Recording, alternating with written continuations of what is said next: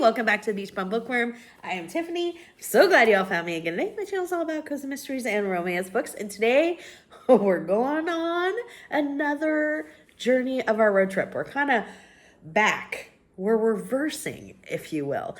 I wrote down all of the states by initials, so I started with Alaska, and then I said I was going to do it in alphabetical order, and somebody pointed out to me, Alabama's for Alaska. Like, oh, you know what? I wrote it down by initials. I should not do that. So we're just taking and, figuring it out. Okay? So buckle up, and here we go. In 3, 2, 1, go.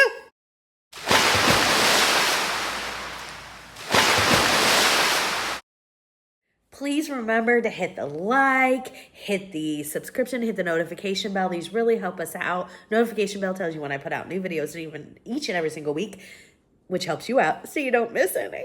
And the subscription keeps my channel growing. Can't thank you enough for that. I'm having so much fun. I can't thank you enough.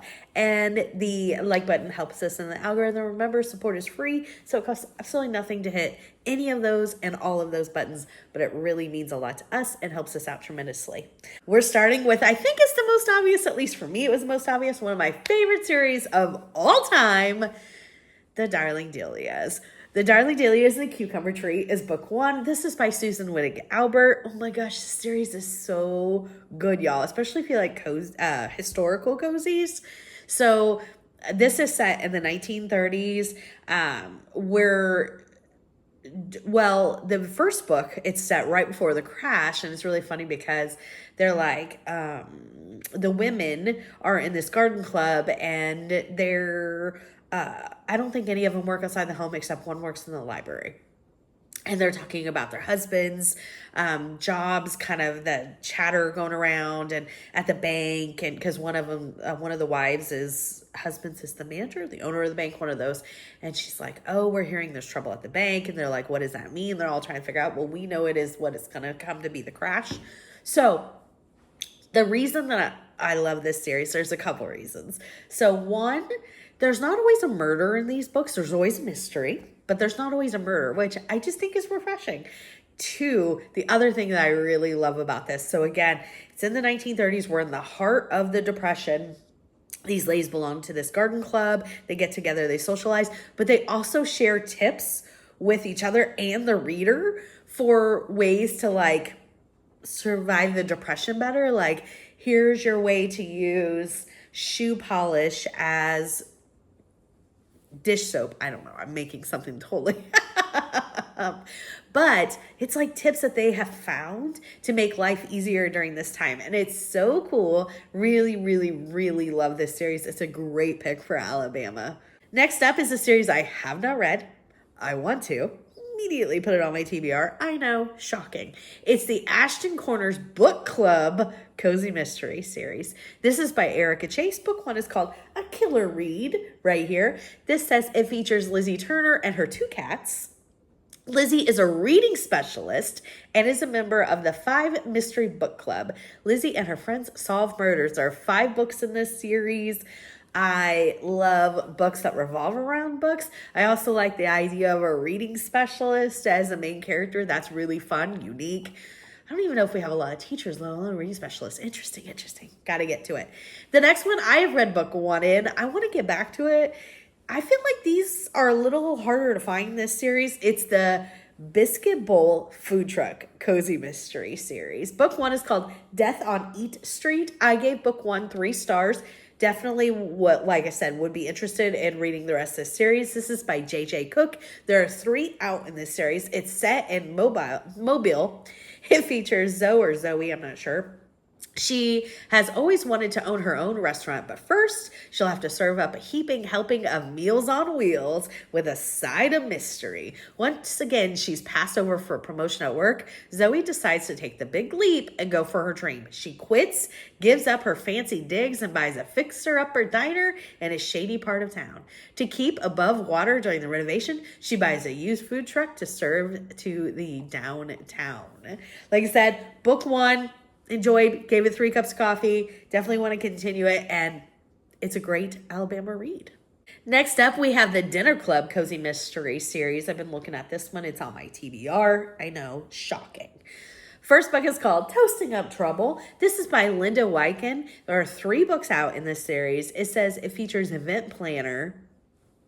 Okay, you know I'm hooked already because I love when we get an event planner as a main character because that means lots of events. And that is why I am here, for the events. Give me all the events, give them to me, give them to me.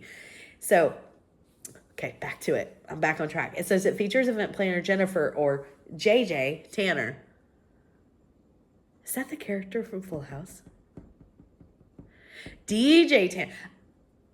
JJ Tanner, DJ Tanner. I don't know if that was purposeful, but I see what you did there. I see it, Linda.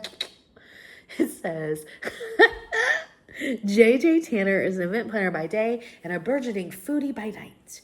She recently joined a local group of friends who take turns hosting dinners where everyone brings a dish from one particular cookbook. I love that, and I love that idea, like for real life. That's really fun. Oh my gosh. I really want to give that one a try. This next one is a series I've read all of them in. I really, really enjoyed it. It's the Magic Potion series. It is pretty light on paranormal, which works for me. So the book one is called A Potion to Die For. This is by Heather Blake, and it features Carly Bell Hartwell. And she lives in the wedding capital of the South, Hitching Post, Alabama. Now, I don't know if there's really a wedding capital of the South, but I hope it's Hitching Post, Alabama. So she also owns a potion shop. She is a witch. So obviously there is some paranormal, but I still feel like it's light. I didn't feel like the story revolved a lot around what I would consider too paranormal, at least for me. I really, really loved all 3 books. I think it's a great, great Alabama choice. I really liked her and her mother-in-law. I mean, they don't have a good relationship. It's just a funny relationship because it's not mine, if you get my drift. I thought it was really, really fun. Next up and last, I could not do an Alabama cozy list without this series. I know it is much older and it might be hard to find, but it is, if you can get your hands on it, I'm telling you, it's well worth it. It's the Southern Sisters series by Ann George. Book 1 is called Murder on a Girl's Night Out. Like I said, much older, published in 1996, but I really, really recommend that you try to look it up. So fun. Our main character is Patricia. She goes by Mouse. She's a housewife. And then her sister, Mary Alice, who goes by Sister, is a country western bar owner. Again, obviously in Alabama. It's been a long time since I read this, but I remember thinking it was so, so funny and just like